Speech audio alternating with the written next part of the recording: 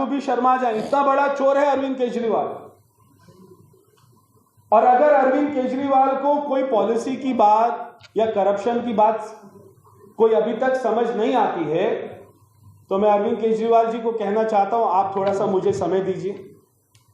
मैं आपके घर आता हूं डॉक्यूमेंट्स लेकर और आपको समझाता हूं कि कहां करप्शन। आपको समझ नहीं आ रहा, कल आप जाएंगे सीबीआई के पास में, जो आप जवाब दे रहे हैं उससे सीबीआई आपको तिहाड़ जेल भेज देगी।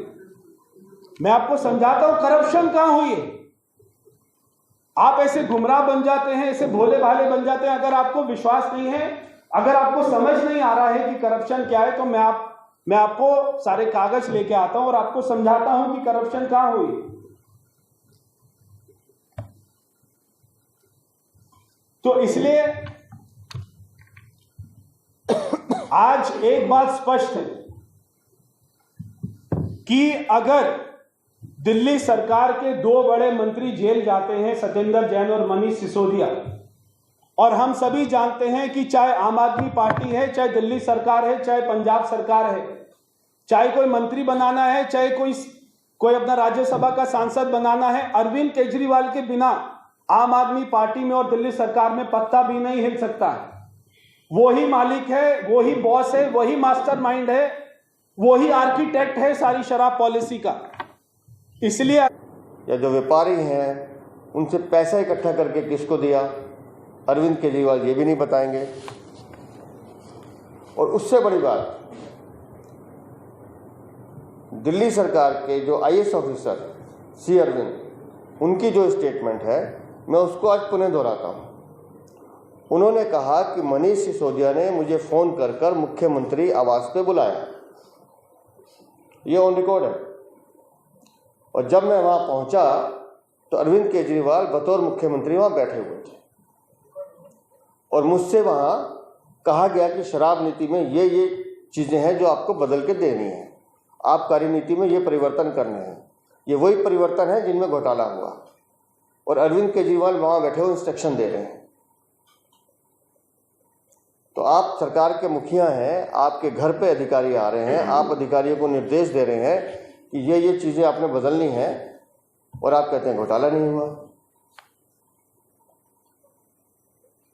इन सब बातों का अरविंद केजरीवाल ने दे दी, और वो भी एक भ्रष्टाचारी मनीष सिसोदिया को बचाने के लिए और अपना केस लड़ने के लिए। यानी कि भ्रष्टाचार आप करो और दिल्ली की जनता वो अपना टैक्स के पैसे से कांग्रेस के नेता अभिषेक मनु सिंघवी को 30 करोड़ रुपया फीस दे कि वो आपका भ्रष्टाचार का केस लड़े। इससे ज्यादा पाप इस दुनिया में कहीं हो नहीं सकता। हम पिछले 1.5 साल से बार बार मनीष सिसोदिया के ऊपर, अरविंद केजरीवाल के ऊपर, आम आदमी पार्टी के नेताओं के ऊपर में बार बार आरोप लगाते हैं। अगर आपने कोई घोटाला नहीं किया तो आज तक भारतीय जनता पार्टी के एक भी नेता के ऊपर में डिफेमेशन का केस क्यों नहीं आपने किया? आपको मालूम है घोटाला हुआ है और कल पकड़ा जाएगा, इसलिए आज हमने डिफेमेशन का केस कर दिया तो कल हमारी इंसल्ट हो जाएगी, इसलिए आज आपने कोई केस नहीं किया आज तक। तो अरविंद केजरीवाल जी अकेला एक ऐसा नेता है देश का जो खुद ही अपने आप को ईमानदारी का सर्टिफिकेट देता रहता है। आज भी खुद ही ईमानदारी का सर्टिफिकेट दे रहे थे कि अगर केजरीवाल चोर है तो आपने समीर महिंद्रू, जो इंडोस्पिरिट कंपनी का मालिक है, आपने समीर महिंद्रू को कहा अगर तेरे को दिल्ली में धंधा करना है तो अरुण पिल्लई को 2/3 कंपनी का मालिक बनाना पड़ेगा, तो आप दिल्ली में धंधा कर सकते हो।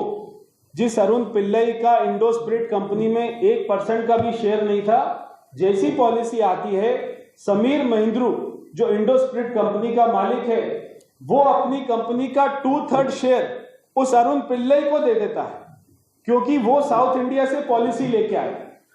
तो जो सी अरविंद पॉलिसी ड्राफ्ट करता है, उस पॉलिसी में कहा जाता है कि होलसेलर का कमीशन वो नहीं बढ़ना चाहिए और होलसेलर का काम सरकार को अपने पास में रखना चाहिए। मगर वो पॉलिसी सरकार नहीं लेके आती है। सरकार वो पॉलिसी लेके आती है जो साउथ इंडिया से अरुण पिल्लई और वहां के शराब माफिया लेके आए, जिसके बदले में अरविंद केजरीवाल ने प्राइवेट कंपनियों को धमकाकर उनकी क्यों कर दिया? क्यों नहीं आपने छाती पीट कर ये कहा कि ये मेरे मित्र हैं, मेरे दोस्त हैं? आप कहते हैं पॉलिसी तो अच्छी थी, तो आप क्यों नहीं कहते हैं जो पॉलिसी चलाने वाले माफिया थे वो भी अच्छे लोग थे, वो भी आपके दोस्त थे? ऐसा क्यों नहीं कहते? आज जो अमनदीप ढल है, जो एक कंपनी ब्रिंडको का मालिक है, जो आज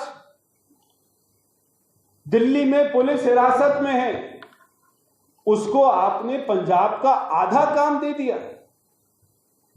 आज जो दिल्ली की शराब पॉलिसी में जेल में बंद है, वो आज पंजाब में पॉलिसी आधी चलाता है, आधा पंजाब उसके हिस्से में दे दिया। और वो पहले से काम नहीं करता पंजाब में। जब से इनकी सरकार बनी है, जब से नई पॉलिसी आई है, तब से अमनदीप ढल पंजाब में काम करना शुरू किया और आज आधा पंजाब अमनदीप ढल चलाता है, जो आज दिल्ली में पॉलिसी में जेल में बंद है। अगर आपने घोटाला नहीं किया तो जो आपने जीओएम बनाया था, ग्रुप ऑफ मिनिस्टर बनाया था, उसमें सी अरविंद, जो समय मनीष सिसोदिया का पीएस था, उसने कहा था कि जो पॉलिसी आई है ये हमारी ड्राफ्ट पॉलिसी नहीं है।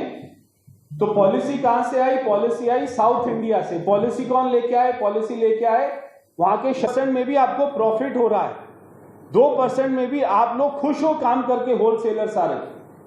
तो जब 12% आपको कमीशन दिल्ली सरकार ने किया,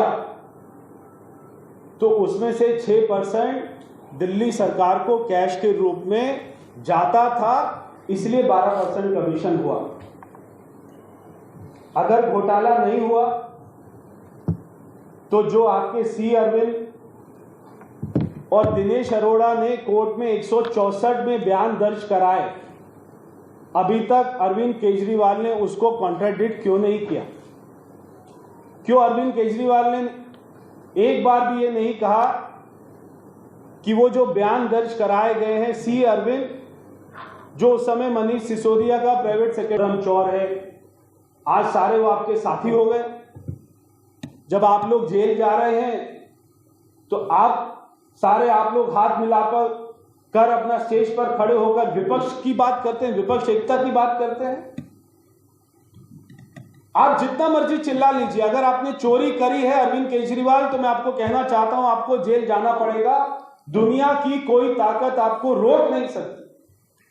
मगर एक बात की मैं बार बार अरविंद केजरीवाल की तारीफ करता हूं कि वो जिस तरीके से आकर प्रेस कॉन्फ्रेंस में लोगों के सामने भोला भाला चेहरा बनाकर जिस तरीके से अपनी बात को पेश करते हैं, तो वाकई में उनका चेहरा देखकर, उनकी बातें सुनकर किसी व्यक्ति जो संवैधानिक पद पे बैठा है,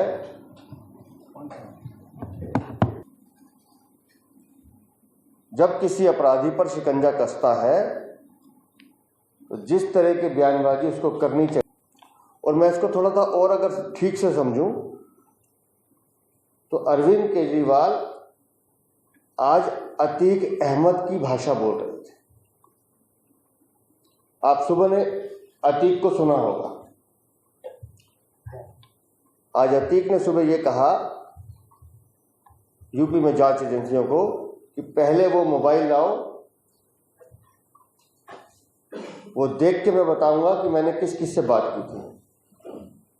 मुझे लगता है उसी लाइन को अरविंद केजरीवाल ने भी अडॉप्ट किया कि पहले 100 करोड़ रुपए लाओ, फिर मैं बताऊंगा कि मैंने कहां कहां से लिए। तो दोनों में समानता दिखाई देती है, जो अपराधियों में होती भी है।